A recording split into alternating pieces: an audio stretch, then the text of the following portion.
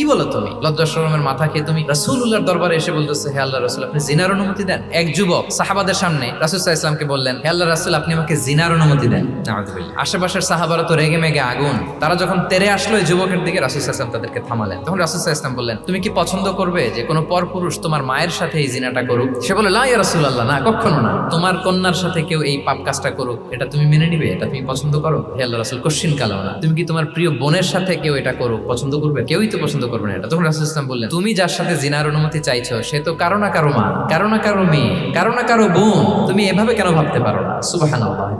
এই কথা বলার পরে তো সে একেবারে ইমোশনালি এমন ড্যামেজ হয়েছে, লজ্জায় কাচুমাচু হয়ে মাথা নিচু করে দাঁড়ায়। তখন রাসূল ইসলাম তার জন্য দোয়া করলেন। ওই দিনের পর থেকে এই যুবক কখনো কোনো পরনারীর দিকে রাস্তায় তাকায় নাই। মানুষের আবেগ অনুভূতিতে নাড়া দিয়ে যদি আপনি তাকে কোনো কথা, কোনো নাসিহাত করেন, তখন সেটা সে শোনে। এমন শোনা শুনে এমন ভাবে সে হেদায়েতের পথে আসে যেটা আমরা কল্পনাও করতে পারি না।